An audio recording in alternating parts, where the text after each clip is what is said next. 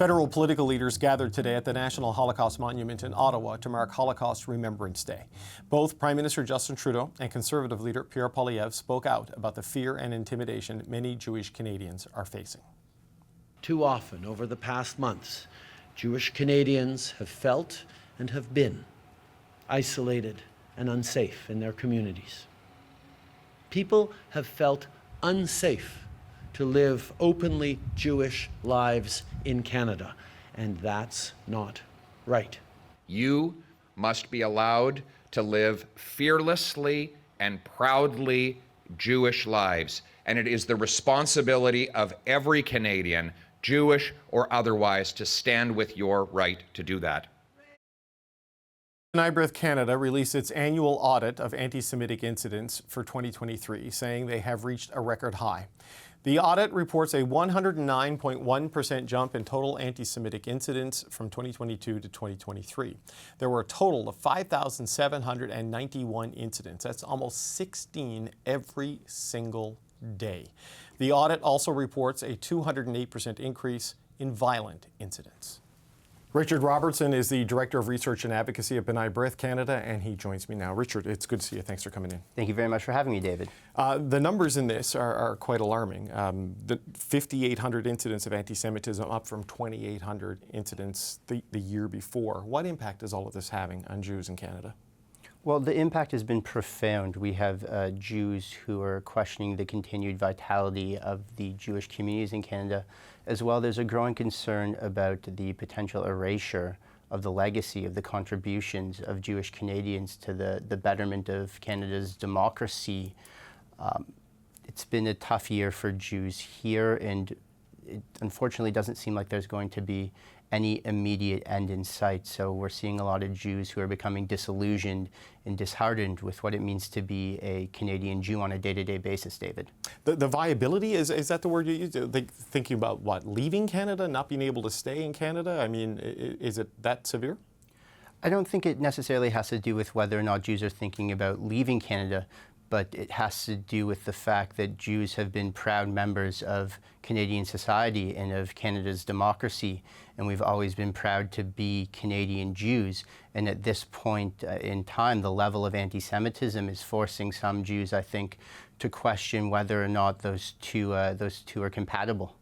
So how does this change? I mean, obviously, in a year like we've had, especially since October 7th, there's the tension in the streets and the fractures in society and in politics are obvious. I mean, without things ending in terms of the war and then calming down here, what sort of steps can be taken in the short term to try to make things better? Well, we as a Canadian society need to separate what's happening in Israel from Canadian Jewry. The statistics show that when there's unrest in Israel, Canadian Jews suffer disproportionately and unduly. There's many Canadian Jews who have no connection to Israel but for their Jewish faith. And so to persecute them and to see rising levels of anti-Semitism that are directly being influenced by the conflict in Israel, it's problematic. The violence statistics are up, the vandalism statistics, harassment, all up. I mean, is it all since October 7th, or is there something happening even before that that is fueling the data you've collected? It's a great question. Certainly, October 7th has had an impact on the rising levels of anti-Semitism. But we are seeing rising levels of anti-Semitism before October 7th. There was an earlier conflict in Israel in May and June between Israel and Palestinian Islamic Jihad. That contributed to the rising levels. But as well, the proliferation of online anti-Semitism, the unrest that we saw on campuses before the conflict, these are all things that were contributing to rising levels prior to the latest Israel-Hamas conflict. So I have a question on how you define something as anti-Semitic, and I do not ask this in any way to diminish what you've presented here, but for understanding, because you look at what's happening on campuses now, for example, and in some of the protests, we see people chanting things and saying things that they say is a criticism of the Israeli government, not necessarily Jewish people, and the conduct of the Israeli government. Others look at that and say that is anti-Semitic, even if it is intended as political criticism of the government of Israel. How do we parse that, and how do those incidents fit into the tally you've assembled here? So we use the IRA definition of anti-Semitism. The IRA definition of anti-Semitism has been adopted by the federal government. And that's the International Holocaust Remembrance Association, IRA, right? Yes, International Holocaust Remembrance Alliance definition of anti-Semitism. Right. It's been adopted by the majority of the Western world, by leading academic institutions, the Canadian federal government, and the majority of provincial governments here in Canada. And so what that prevents is not criticism of Israel and not criticism of the Israeli government, but undue criticism of Israel that wouldn't be subjected on any other state, and the use of criticisms of the state of Israel to persecute Jewish individuals. So when we look at these rallies that are happening on campus, we're not taking umbrage with criticisms of the Israeli government or criticisms of the Israeli war. We're looking at insightful incidents that are occurring on campus where these protests are devolving into criticism of Jewish people because of their perceived relation with the state of Israel, or criticisms of the state of Israel that wouldn't be placed on any other nation state.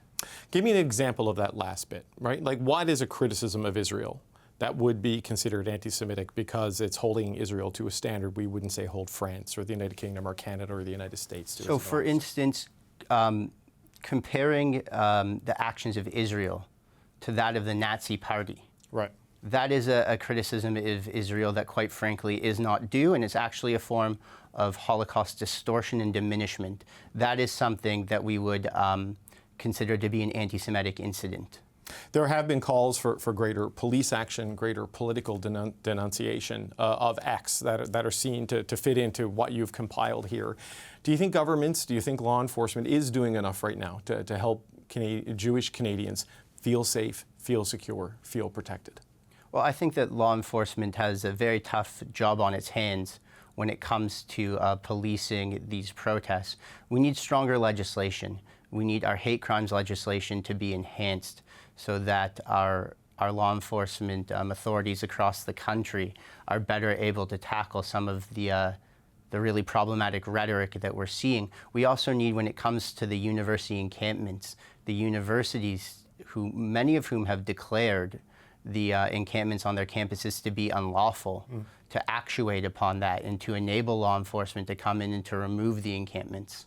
If those encampments, though, are peaceful, if they're not harassing people, I know we've seen some things online that maybe cross that line, and where, professors, I saw a video of a Jewish professor being questioned about whether they'd be allowed access to campus. But if they are just peaceful encampments criticizing the conduct of the war of the Israeli government, is that okay to you if it stays within those parameters? There's nothing wrong with peaceful protests. The issue is that these encampments are considered to be in violation of the codes of conduct of the universities. I don't believe there's a single university code of conduct that permits the setting up of tents and other ramshackle dwellings on the campus. A lot of the attendees of these encampments are not even students, so those individuals are trespassing. The universities have been open about this. Many of them have declared that these encampments do not align with their codes of conduct or are in violation of such. So it's not so much whether or not this is a lawful form of protest. It's why the universities aren't actuating and taking care of an issue that they've already identified. Just as a final point, Richard, there's been a push by the Ontario government, the British Columbia government, off the top of my head, to bring in mandatory Holocaust education at different stages of the curriculum. I know this is something your group advocates for, that people need a broader awareness of the history of what has happened here. Are you satisfied with that response on the educational front? How much further do you think the school system should go on educating people? Holocaust education is a key component to combating anti-Semitism, but it's just a start. Obviously, we need to educate the next generation of Canadians on the dangers of anti-Semitism and the dangers of hate in general, and the Holocaust is sadly an excellent learning tool for that. But we also need to be protecting the students here and now in Canadian schools, whether they be elementary, secondary, or post-secondary, and that's where we're lagging as a nation. Richard Robertson, I appreciate your time. Thanks for coming in today. Thank you very much for having me, David.